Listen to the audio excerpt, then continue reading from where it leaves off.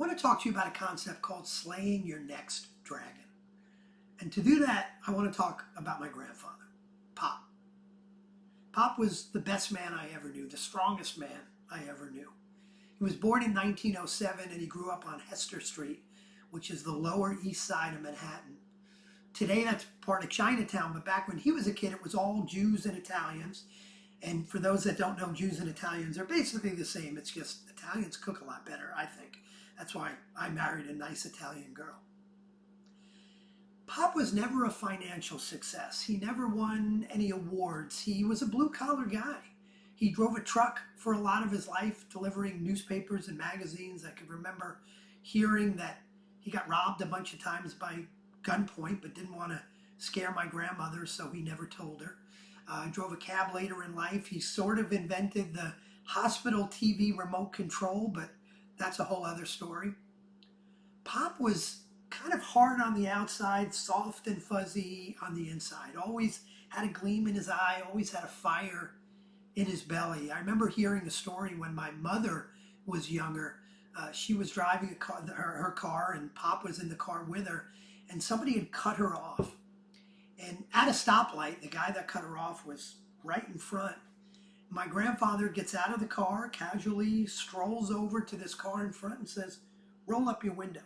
And those are the days when you actually did need to roll up your window. The guy rolls up his window, my grandfather punches him in the face and walks away. He didn't screw with Pop. But I also remember how he took care of my grandmother. I remember the tears in his eyes the day I got married. Tough on the outside, warm and fuzzy on the inside, gleam in his eye and a fire in his belly. On a day I'll never forget, when he was 83 years old, he got fired from driving the cab. Now, at the time, he had no business driving the cab. He couldn't see very well. He got into a lot of accidents. He was too proud to even tell us he got fired. My grandmother told us. The reason I remember that day so well is that to me was the last day I ever really saw my grandfather. Now, he lived for another 3 years, but he wasn't Pop. He was just sitting and waiting to die. Now, Pop was lucky.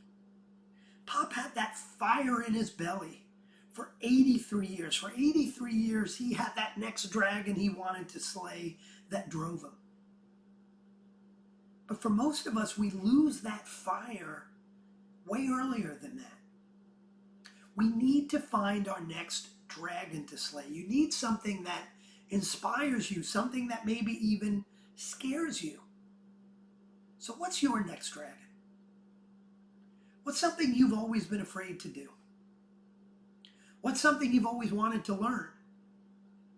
What dream do you have that you haven't moved forward on?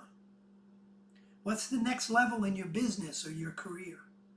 What's the next level in your life? Who do you want to meet? Who do you want to build a stronger relationship with? Who do you want to become? What's your next dragon? How are you going to keep that fire burning in your belly? What's your next dragon?